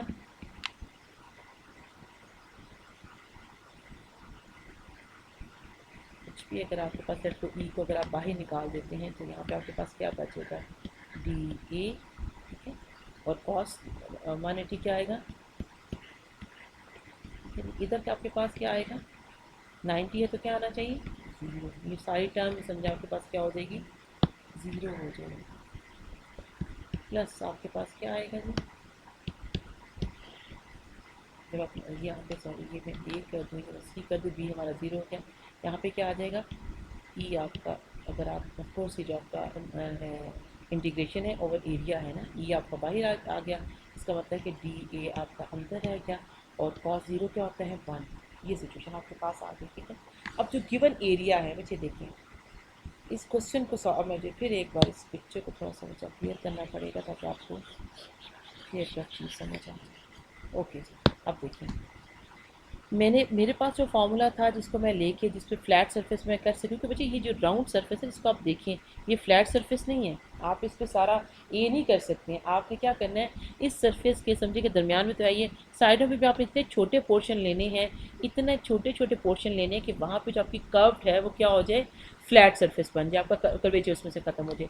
तो जो आपका डी ए है, इसका मतलब है कि इस पूरे एरिया को अगर मैं कहूँ कि ये मेरा डी ए को जब मैं इंटीग्रेट करूँ तो ये ए बनेगा। ठीक है, A1 A2 कर सकते हैं, ये आपका एरिया ए है। यहाँ पर भी आपका क्या है, एरिया। ऑफकोर्स ये दोनों बराबर होंगे कि नहीं होंगे, ऑफकोर्स बच्चे बराबर होंगे। तो इनका टोटल एरिया जो उनसा है, आपको पता है कि आप सर्कल का अगर आपके पास एक कोई डिस्क है तो आप उसका एरिया किस तरह से फाइंड आउट कर सकते हैं। तो ये आपके पास एक तरह से दोनों साइडों में क्या है, एंड क्या है, आपके डिस्क बन गई हैं। और मैं कहती हूँ जो इनका एरिया गिवन है दैट इज़ ए, उनका ए एरिया है। इसका ये मतलब हुआ जब आप उसको इंटीग्रेट करेंगे डी ए को, माइनस तो बाहर आ गया, माइनस ई। जब आप डी ए को, इसकी बात करें बच्चे, इसको इंटीग्रेट करेंगे पूरे एंड कैप के ऊपर, तो आपके पास गिवन है कि वो ए के बराबर है। इसी तरह से आपके पास क्या आ जाएगा, ई आ जाएगा। जब आप इस चीज़ को इंटीग्रेट करेंगे तो आपके पास अगर गिवन होगा ना, जब आर की क्या वैल्यू है या उसकी आपको, तो फिर आप उसको फर्दर सॉल्व करेंगे। अभी आपके पास गिवन ई है, तो क्या आ जाएगा जी, किस चीज़ के बराबर आ जाएगा, 0। ठीक है जी, ये हमारे पास वे है। इसमें हमने क्या प्रैक्टिस की है कि we have uniform electric field. Uniform electric field से मुराद ये है कि इलेक्ट्रिक फील्ड हर जगह पे क्या है, जो भी आपका वो सिलेंडर या कोई भी जो सरफेस आपने लिया है वहाँ पर क्या है आपका ई, वो सेम है, यूनिफॉर्म है, एक ही उसकी वैल्यू आ रही है। ठीक है, तो आप अगर इस सिचुएशन में काम करते हैं तो आप इजीली इसको अपने पास इस तरह से सॉल्व कर लेते हैं। ठीक है जी, ये चीज़ आपके पास हो गई। ये हमारी एग्जांपल थी कि ये आपके पास क्या है जी, एक सिलेंडर है और आपने उसका नेट फ्लक्स फाइंड आउट करना है। नेट फ्लक्स कैसे फाइंड आउट होगा कि जो भी उसके अंदर इन आउट वट एवर, जो भी उसकी डिफरेंट सर्विसेज के साथ जो भी आपके पास फ्लक्स का formula E dot D A है, आप उसको इंटीग्रेट करेंगे उस पूरी सरफेस के ऊपर, आपको क्या मिल जाएगा, आपको नेट फ्लक्स मिल जाएगा। ठीक है जी, तो यहाँ पे नेट फ्लक्स क्या था, हमारे पास 0 आ गया। अब एक्चुअली हमारे पास एक और एग्जांपल है, वो एग्जांपल है जी आपके पास नॉन यूनिफॉर्म इलेक्ट्रिक फील्ड। ठीक है जी, अब मैं अगर थोड़ा सा इस चीज़ को हो सकता है कि समझने के पॉइंट ऑफ व्यू से मैं बाद में फिर इसको चेंज करना पड़े, तो इसलिए मैं ज़रा इसको यहीं पे रखना चाह रही हूँ। फिक्र है मेरी उसको करने की। ओके, अब अगली जो हमारे पास एग्जांपल है, अगर आप देखेंगे तो पहले भी हमने क्या किया था, एक आसान से सिलेंडर की हमने ऑप्शन ली थी, गॉसियन सरफेस ली थी। अब हम गॉसियन सरफेस ले रहे हैं इन the form of a cube. ठीक है, ये हमारे पास एक क्यूब है और इसमें से हम इलेक्ट्रिक फील्ड या फ्लक्स को हमने चेक करना है। ठीक है, ये क्वेश्चन हम आधा सा आज डिस्कस करेंगे और आपको थोड़ी सी मैं इसकी बेसिक अंडरस्टैंडिंग दूंगी, और उसके बाद फिर हम हो सकता है, क्योंकि टाइम शायद इतना हमारे पास ना हो, फिर हम उसको बाद में अगले लेक्चर में इसको फर्दर इस चीज़ को एक्सप्लोर करेंगे। ये बड़ी इंपॉर्टेंट एग्जांपल है और एग्ज़ाम पॉइंट ऑफ व्यू से भी इम्पॉर्टेंट है कि ये क्वेश्चन मैं ज़रूर पूछती हूँ बच्चों से इसके बारे में। ठीक है जी, ओके, अब हमारे पास ये चीज़ आ गई है। ठीक है, okay, a non uniform electric field given by. अब बच्चे देखिए, जो इलेक्ट्रिक फील्ड यूनिफॉर्म है इसका ये मतलब है हर जगह पे उसकी वैल्यू सेम है। कोई भी आपको वैल्यू दे दीजिए, लेट्स सपोज 150 न्यूटन पर कूलम, या आपको 10 न्यूटन पर कूलम, वट एवर कोई भी दी जा सकती है, that shows the uniform electric field. अब नॉन यूनिफॉर्म से क्या मुराद है, नॉन यूनिफॉर्म से मुराद ये है कि आपकी जो इलेक्ट्रिक फील्ड है, पहली बात तो ये कोई वेक्टर है। इसका मतलब उसके अगर आप 3D की बात करें तो 3 कंपोनेंट्स होंगे, एक्स वाई जी, या हम कह सकते हैं आई जे के। ठीक है, तो हम क्या करें, अभी आपके पास नॉन यूनिफॉर्म का मतलब ये है कि जो फील्ड आपको गिवन होगी that should be given in terms of I J and के। इसका ये मतलब है एक्स एक्सिस में इलेक्ट्रिक फील्ड की ये वैल्यू है, वाई एक्सिस में इलेक्ट्रिक फील्ड की ये वैल्यू है, and what is value in के इन जी एक्सिस। ये ज़रा आप गौर करें और मुझे बताएं कि जो गिवन है उसमें एक्स और वाई की तो गिवन है। ठीक है, और जी की आप बताएंगे क्या, या आपको लगता है कि ये जो जे है इसको मैं जी कंसिडर कर सकती हूँ। ठीक है, क्या ख्याल है आपका, इसको किस तरह से हम अंडरस्टैंड करते हैं इस चीज़ को। ये जो गिवन है आई जे के एक्स बच्चे जब आप अपने पास बनाते हैं ना, लेट्स सपोज मैं डायमेंशन अगर बनाऊँ कि ये मेरे पास एक सॉरी ये डायरेक्शन है, ये डायरेक्शन है, ये डायरेक्शन, ठीक है। अब मैं ओपन हूँ, मैं बिल्कुल यहाँ पे आई हैव फ्रीडम कि मैं यहाँ पर एक्स लिख दूँ, यहाँ वाई लिख दूँ, यहाँ पर जी लिख दूँ, ठीक है। या ये भी हो सकता है कि मैं आपसे कहूँ कि आप कोऑर्डिनेट बनाएं और आप क्या करें, आप यहाँ पर जी लिख दें, यहाँ पर वाई लिख दें, यहाँ पर एक्स लिख दें, ठीक है ना। क्यों? क्योंकि ये क्या है आपस में, ये तीनों जो उनसे एक्सिस है ना, ये आपस में एक दूसरे के साथ क्या है, 90 के एंगल पर है।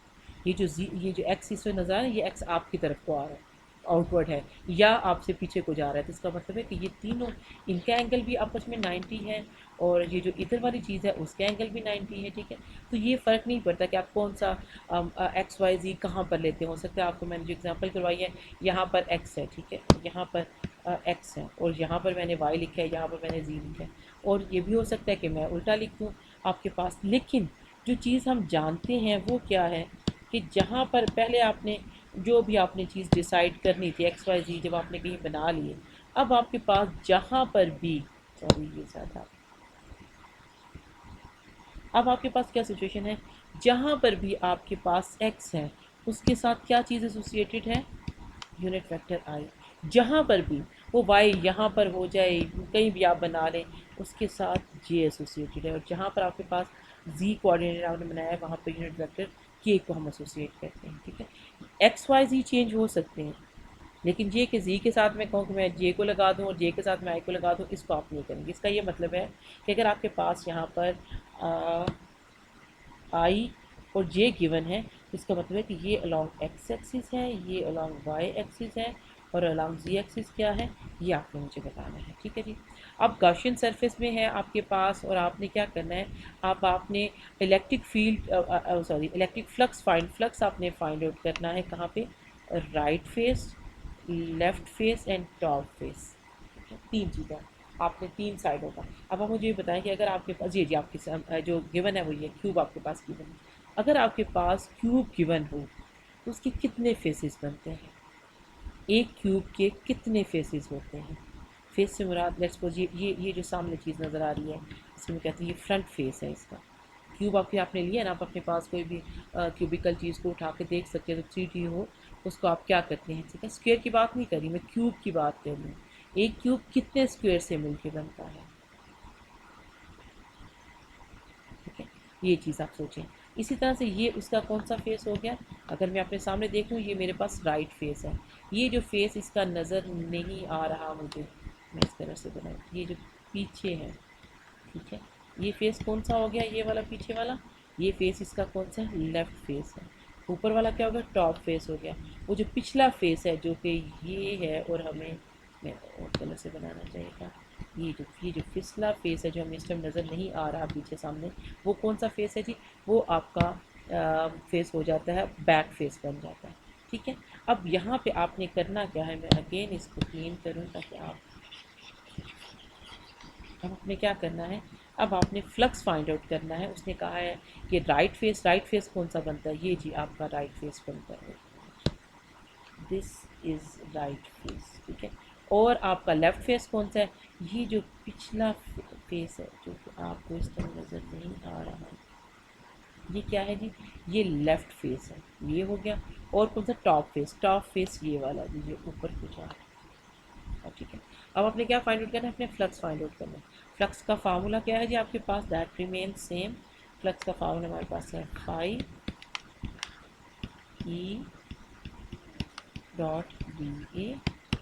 तो आपने कौन कौन से यहाँ पे क्या करना है, राइट फेस प्लस आपको कौन सा आ गया, लेफ्ट फेस, राइट फेस। अगर आपको नेट फ्लक्स फाइंड आउट करना हो, ठीक है, तो आप उसको देख सकते हैं कि यहाँ पर आपके पास क्या आएगा। अच्छा, अब दूसरी इंपॉर्टेंट बात अभी मैंने आपसे पूछी थी कि एक आपके पास क्यूब हो तो उस पर आपके पास कितने फेसेस होते हैं, आपने ये देखना है कि आपके पास क्यूब में कितने फेसेस हैं। और अगर मैंने यहाँ पे कोई डायग्राम बनाई है आपको ये बताने के लिए कि आपको पता चले कि यहाँ पे हमारे पास क्या हो रहा है, सॉरी इसको 1 मिनट में मुझे देखना, ठीक है जी। ये आपके पास क्यूब है, और अभी जो मैंने फिगर आपके सामने बनाई है, ये वाला आपका फ्रंट, सॉरी ये क्या है जी, ये आपका फ्रंट फेस है, इसकी डायरेक्शन की तरह आपकी तरफ है।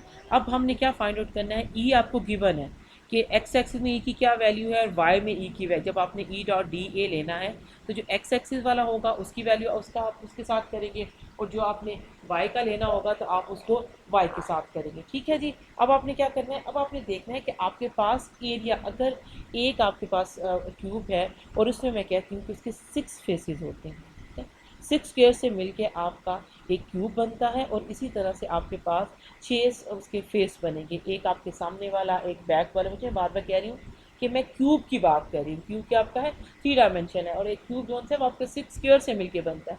एक स्क्वायर क्या है आपका, 2 डायमेंशनल है, आपके सामने एक सरफेस है वो। ठीक है, उस सरफेस को जब आप देखते हैं तो आप बता सकते हैं कि आपके पास अब डी ए कौन सा होगा। ई तो आपको for sure E is non uniform, first information ये है।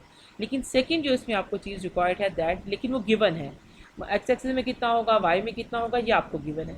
डी ए आपने जो उसका बचे, इसमें जो इंपॉर्टेंट चीज़ है वो एक ही, जो आपके पास है ना ई डॉट डी ए। ठीक है, इसका ये मतलब है कि यहाँ पे कॉस थीटा आ रहा है, आपके पास ओरिएंटेशन इंपॉर्टेंट है, आपके पास सेम सबका, क्योंकि स्क्वायर है तो ऑफकोर्स इनका एरिया, लेट्स सपोज मैं कहती हूँ कि इसका एरिया एल है, एक इसकी लेंथ है एल है, तो एरिया क्या हो जाएगा, एल स्क्वायर हो जाएगा। सारी की सारी सर्फेसिस के ऊपर 6 के 6 फेसेस पे एरिया रिमेन सेम, कितना है जी, L square. But D A is different, जो आपके पास वेक्टर एरिया है वो डिफरेंट है, क्योंकि vector area is a combination of आपका मैग्नीट्यूड एंड डायरेक्शन। अगर डायरेक्शन बदल जाए वेक्टर बदल जाता है। ठीक है, तो इस वाली सरफेस के लिए जो आपका लेफ्ट है, सॉरी राइट है, यहाँ पर डी ए परपेंडिकुलर आउटवर्ड, ये जो इधर वाला एरिया है जो हमें नज़र नहीं आ रहा, इधर क्या है, आउटवर्ड, परपेंडिकुलर आउटवर्ड। ये ऊपर जो आप अपना एक बॉक्स लेंगे, आप उसको देखें, उसकी टॉप पे आप पेंसिल को खड़ा करेंगे तो वर्टिकल डायरेक्शन क्या है, डी ए की, आप उसके 90 के साथ। इसी तरह फ्रंट पे पेंसिल खड़ी करें तो डायरेक्शन आपकी तरफ होगी, क्या है, सरफेस के साथ 90। तो हर आपके फेस के लिए इलेक्ट्रिक फील्ड की वैल्यू गिवन है, लेकिन जब आप डॉट प्रोडक्ट लेंगे तो आपको पता है कि आई डॉट आई क्या होता है, ये जानते हैं आप लोग, यूनिट वेक्टर को जब आप स्क्वायर करते हैं तो आपका क्या आंसर आता है, और अगर आप आई डॉट जे ले लें तो आपके पास क्या आएगा। ठीक है, थोड़ा सा मुझे इसको अगर मैं बताऊं, आई होप कि आपको पता होना चाहिए, लेकिन ये है कि चले हम अपनी उसके लिए आसानी के लिए मैं क्या करती हूँ, मैं यहाँ पे बना लेती हूँ। ये मैं कहती हूँ मेरे पास एक्स है, ये वाई है और ये जी है, which mean this is I, this is J and this is के। यूनिट वेक्टर की बात हो रही है, ठीक है, आई जे के की। अब अगर आपके पास आई डॉट आई आ जाए, इसका क्या मतलब है कि आपके पास कोई ऐसी चीज़ है, लेट्स को आप कोई भी चीज़ फाइंड आउट करें जो कि इसी के ही पैरेलल है। ठीक है, तो अब आप इसको किस तरह से लिखेंगे, आई आई, ठीक है, यहाँ पे क्या आ जाएगा, कॉस थीटा, थीटा के एंगल कौन सा आएगा, ज़ीरो, इसको मैं ज़ीरो कर दूँ, यहाँ पे आ गया ज़ीरो। अच्छा जी, अगर आप इसी को इसी तरह से करें तो ये किस चीज़ के बराबर आ जाएगा, आई स्क्वायर आ जाएगा, और यहाँ पे क्या आ जाएगा, कॉस ज़ीरो क्या हो जाएगा, वो वन हो जाएगा। आई क्या है, its unit vector which mean इसकी क्या वैल्यू है, वन। वन का स्क्वायर क्या होता है, वन, का ये मतलब है किस चीज़ के बराबर आ गया, वन के। बात समझे आप इसको। मैं आपको ये बताना चाहते हैं कि अगर आपने दो वेक्टर का यूनिट वेक्टर के साथ डॉट लेना है तो आपका क्या आता है। इसी तरह से अगर आप जे डॉट जे करें यूनिट वेक्टर का तो क्या आ जाएगा, जे जे। अब पहले क्या था, यूनिट वेक्टर था ये, यहाँ पे डॉट के साथ। जब आप साथ में कॉस थीटा लिख देते तब ये क्या होता है, मैग्नीट्यूड हो जाते हैं। यूनिट वेक्टर कहते हैं हम इसको यूनिट है क्योंकि उसका मैग्नीट्यूड क्या होता है, वन होता है। ठीक है जी, तो यूनिट वेक्टर यहाँ पे वन वन आ जाता है।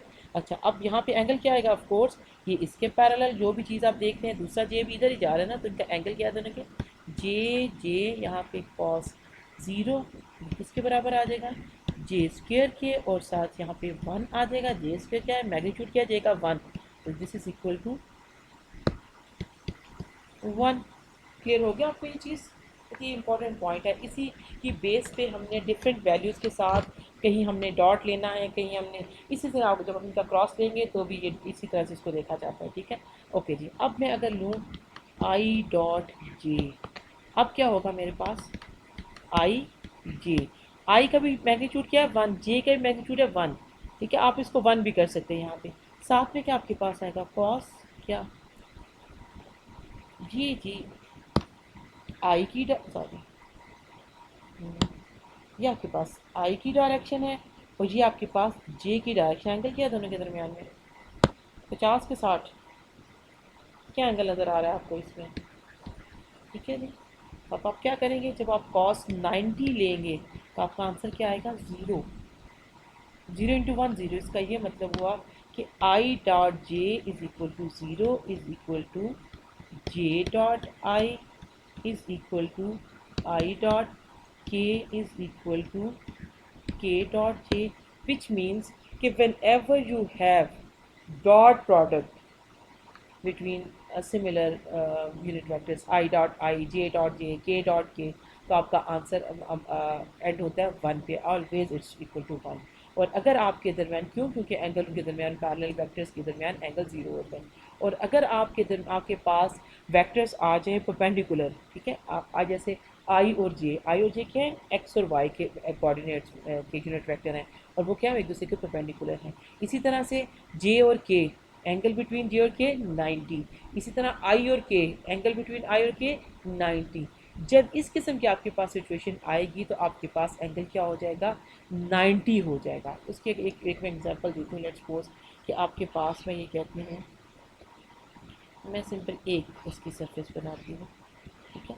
ये है जी, इसका एक्स एक्सिस पे जा रहा है, यहाँ पे डी ए है और यहाँ पे जो इलेक्ट्रिक फील्ड है आई आपके पास आ रहा है। इलेक्ट्रिक फील्ड के आपने दो वैल्यू देखी थी, क्या थी?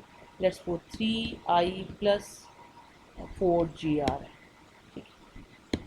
अब ये अगर आपका D A along x axis हो तो इसके साथ यूनिट वेक्टर कौन सा आएगा? ठीक है जी, इसमें कोई इशू तो नहीं है आपको? ये बातें अभी मैं इस प्रॉब्लम को प्रॉपरली सॉल्व करना मैंने शुरू नहीं किया, इसलिए कि अगर मैं कुछ बातें आपको बताती हूँ वो कॉन्सेप्ट मैं आपको इस वक्त डिस्कस कर रही हूँ जो हमने इस क्वेश्चन को सॉल्व करने के लिए इस्तेमाल करने हैं, ठीक है। और यहाँ पे मैं आपको सिंपल ये सिर्फ एक आइडिया देना चाह रही हूँ कि आप इन चीज़ों को देख लें।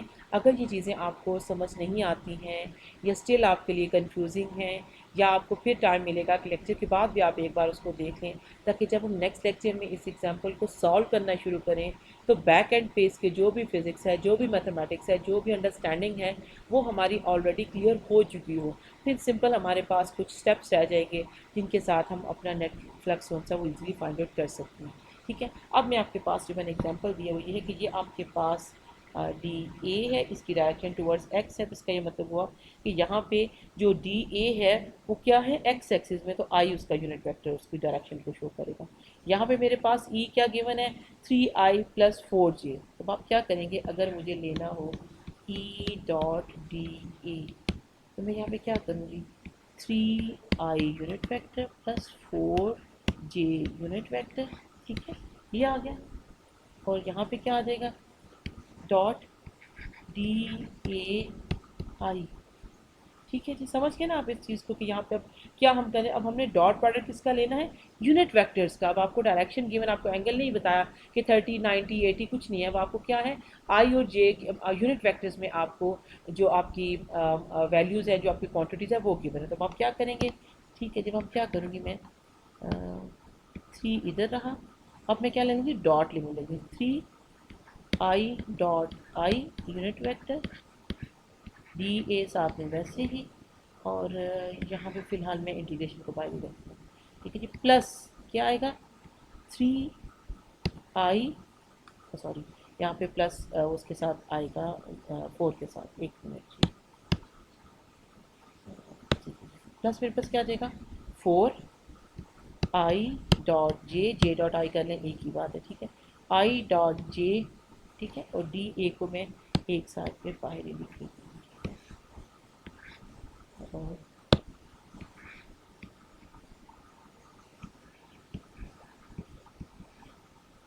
ये चीज़ आ गई मेरे पास।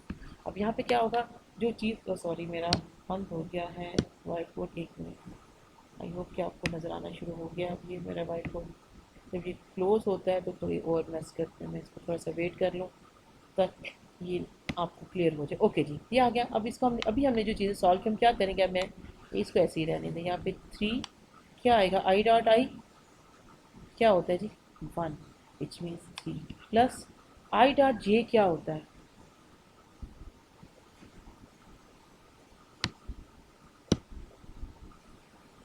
Chain okay. आई डॉट जे क्या होता है? क्यों? क्योंकि यहाँ पे 90 का एंगल है। ये इक्वल टू 1 3 प्लस 0 डी ए। ठीक है जी। अब आप क्या करेंगे? यहाँ पे 3 आपका बाहर चला गया, अंदर आपके पास क्या आ गया? डी ए की integration. D A let's suppose अभी मैंने जो एरिया लिया वो ये वाले एरिया लिया, तो मैंने यहाँ से एक स्मॉल पोर्शन लिया था, मैंने इसी तरह से कर दिया, ये मैंने डी ए लिया। अब मैंने इंटीग्रेशन के लिए क्या करना है? इस पूरे सरफेस के सारे जो इसके इतने स्मॉल स्मॉल वो आपके करीब करीब इसकी जो चीज़ें पड़ी हुई हैं, अब आपने इसको क्या करना है? आपने इसको उठा के इंटीग्रेट करना है इस पूरी सरफेस के ऊपर। तो इंटीग्रेट किस पे करेंगे? जीरो से लेके कहाँ तक? एल तक। एल स्क्वायर है ना उसका, यहाँ पे आपके पास एरिया आ रहा है। लेट्स सपोज मैं कहती हूँ कि एल ये एक लेंथ आपके पास 2 है, दूसरी लेंथ आपकी क्या है? क्या होगी? स्क्वायर लिया मैंने। आपकी इंटीग्रेशन कहाँ गई? 0 से 4। यहाँ पे आपके पास क्या आ जाएगा? 3 इंटू 4 क्यों आएगा? 4 माइनस 0 आएगा ना, डी ए को जब आप करेंगे ये आएगा, ये इंटीग्रेशन इसकी जब आप करते हैं यही आता है ना। आपके पास क्या आ जाएगा जी आंसर आपका?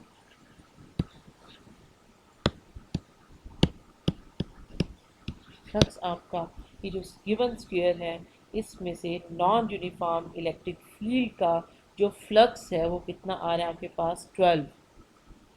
ठीक है, आप देखेंगे कि इसका फॉर्मूला क्या बनता है। एक आपके पास एरिया है, एक ई डॉट डी ए है ना।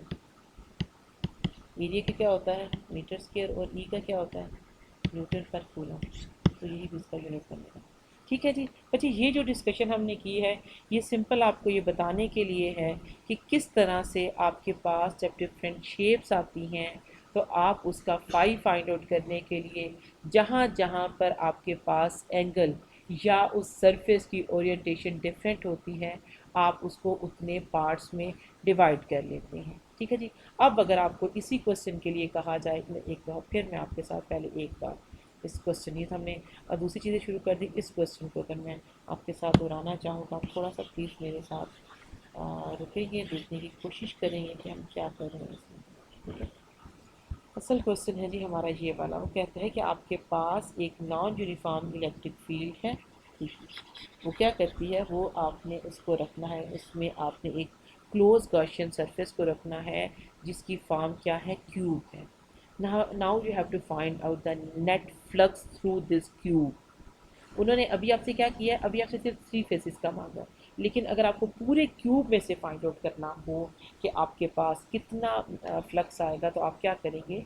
आप इसको सारी 6 की 6 फेसेस फाइंड आउट करेंगे। अब आपने हमने देखा कि अगर हमारे पास क्यूब हो, ये जो फिगर है इसको समझने की कोशिश करें कि आपके पास अगर क्यूब हो तो क्यूब के 6 फेसेस होते हैं।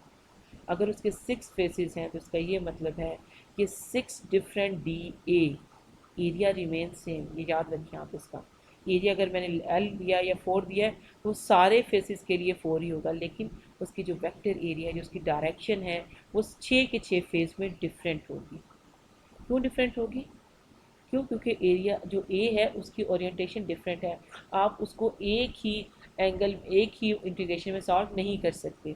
तो अगर आपके पास ये वाला क्वेश्चन हो, आपको कहा जाए कि आप इसको सॉल्व करें तो आप क्या करेंगे?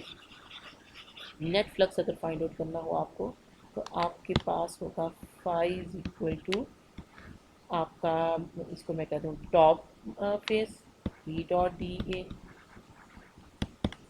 प्लस बॉटम वाला जो आपका नीचे वाला है ई डॉट डी ए। बस अब समझ लें सबके अंदर है। यहाँ पे क्या आ जाएगा? लेफ़्ट आ जाएगा, इसको आप एल कहेंगे, प्लस आपके पास राइट आ जाएगा, प्लस आपके पास क्या आ जाएगा जी? लेफ़्ट फ्रंट आ जाएगा। ठीक है, प्लस आपके पास बैक आ जाएगा। 1 2 3 4 5 6 top bottom left right front back, ये आपके 6 फेसेस हैं। 6 के 6 फेसेस में आपके पास लेट्स सपोज अगर मैं इसकी बात करूँ, मैं कहती हूँ कि एक मिनट इस फिगर को तो मैं थोड़ा सा करूँ। ये मेरा एक्स है। जब आप इस वाली फेस को देख रहे होंगे इस वाले को, तो यहाँ पे एरिया जो सब क्या आएगा? डी ए आई। ठीक है। जब आप इस वाले फेस को देख रहे होंगे यहाँ पे क्या है आपके पास? क्या चीज़ है? वाई। वाई ऊपर पॉजिटिव है, नीचे क्या है? नेगेटिव है। तो यहाँ पे आपके पास क्या आ जाएगा? डी ए माइनस जे आ जाएगा। ठीक है, वाई आपका ऊपर पॉजिटिव है नीचे माइनस है। इधर आप जाके इस ए डी ए को देखेंगे तो ये बराबर होगा डी ए किसके, पॉजिटिव जे के। ठीक है जी, इसी तरह आप बैक वाले के लिए देखेंगे तो यहाँ पे आपका डी ए किसके बराबर है जी, ये बराबर होगा D A in terms of unit vector, ये आपके आ जाएगा माइनस आई के। ठीक है जी, इसी तरह से आपके पास क्या है, ये वाला देखिए, ये क्या आपका फ्रंट है, ये जी है, तो यहाँ पे आपके पास क्या आ जाएगा, डी ए के आ जाएगा। ये जो बैक है यहाँ पे डी ए माइनस के आ जाएगा।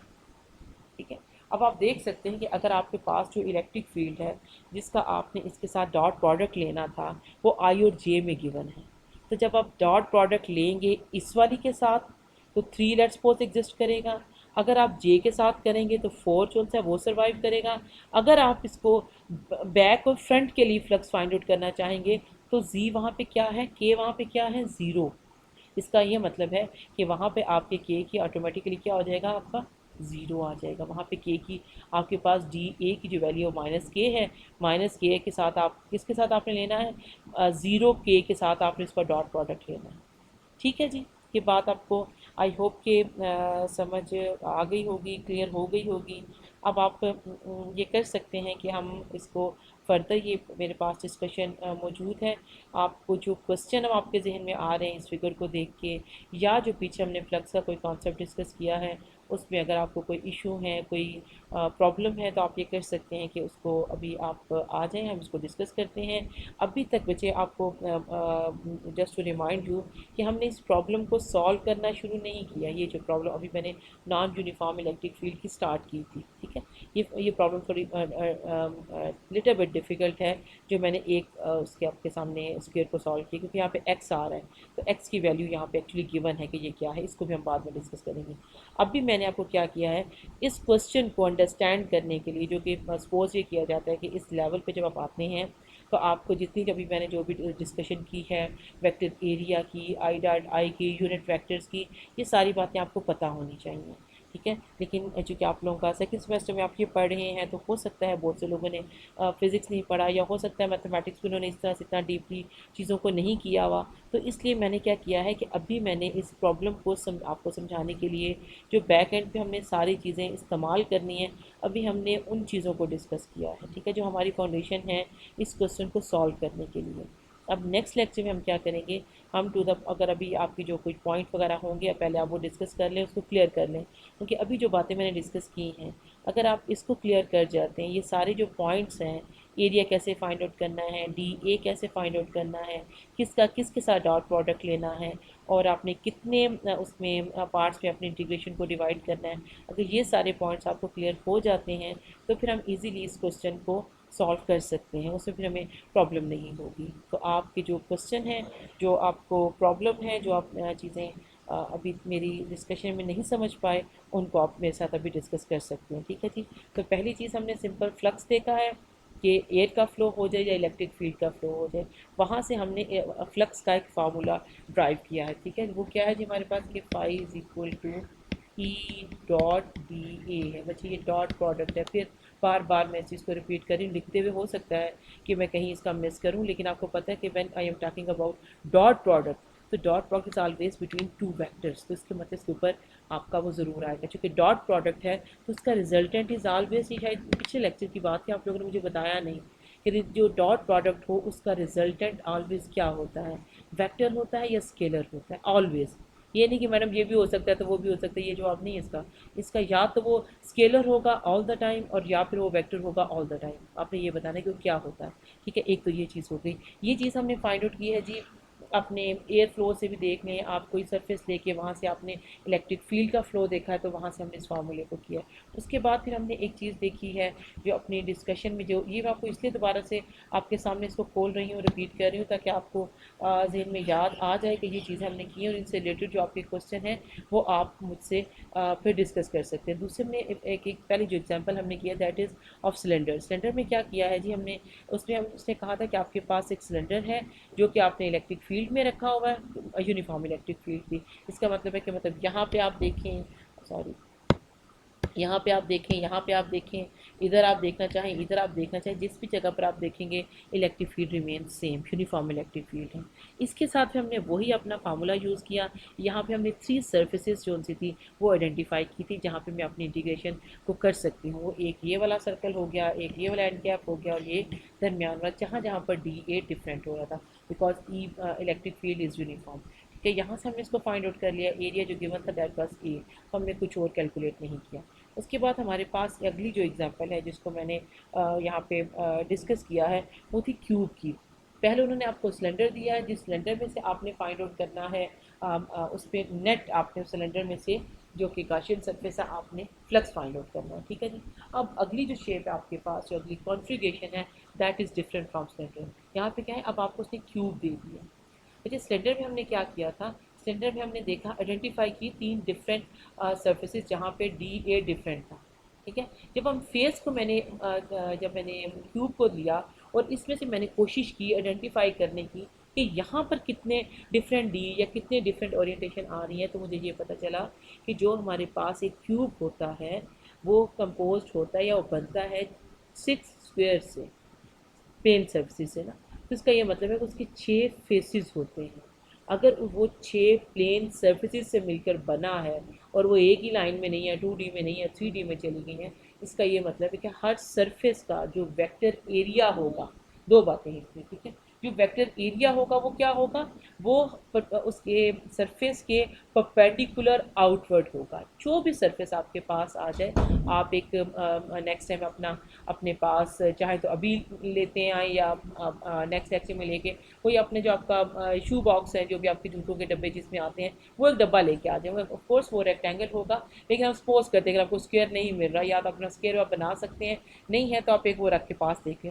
तो आप देखेंगे क्योंकि रेक्टेंगल और स्क्वायर में फ़र्क क्या आएगा, एरिया डिफरेंट आएगा। ठीक है, दो आपकी जो 4 फेसेस होंगे उनका ए सेम एरिया होगा, और जो दो एंड वाले जो एंड कैप्स हैं जो लेफ्ट और राइट है उनका एरिया डिफरेंट होगा। बाकी DA के लिए रेक्टेंगल हो या स्क्वायर हो वो स्टोरी सेम होगी। तो आप एक अपना एक शू बॉक्स अपने ला के देखें, तो आप देखेंगे कि उसकी जितनी सर्फेसिस हैं, 6 सर्फेसिस बनती हैं उसकी, वहाँ पर आप अगर उसके बिल्कुल सेंटर में एक अपना पेंसिल कहीं पर भी कर सकते हैं, सेंटर थोड़ा सा आसान होता है समझना, कि उसको आप अपनी पेंसिल को अगर रखें आउटवर्ड पोजीशन में, उसके परपेंडिकुलर रखें, तो आपको पता चलेगा कि तमाम आपकी जो फेसेस हैं उनमें DA की जो ओरिएंटेशन है that is different with respect to E।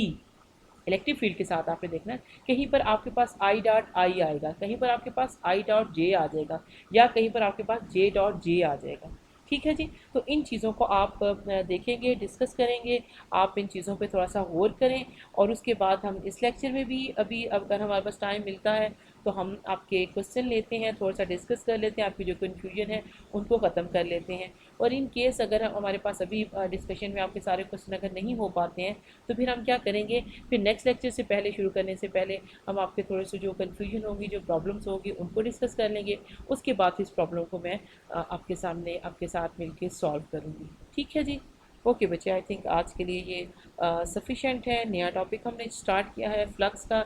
अभी तक हम सिर्फ फ्लक्स को हमने देखा है, अभी इसके दरमियान में जो और इनका रिलेशनशिप है उसको भी हम अभी हम देख रहे हैं। फ्लक्स और इलेक्ट्रिक फील्ड का आपस में जो एक रिलेशनशिप है उसको हम डिस्कस कर रहे हैं। तो ठीक है जी, आई होप कि आपको ये चीज़ समझ आ गई होगी। ठीक है जी, अब आप डिस्कशन के लिए आ जाएँ जी। ओके जी बच्चे, अल्लाह हाफिज़।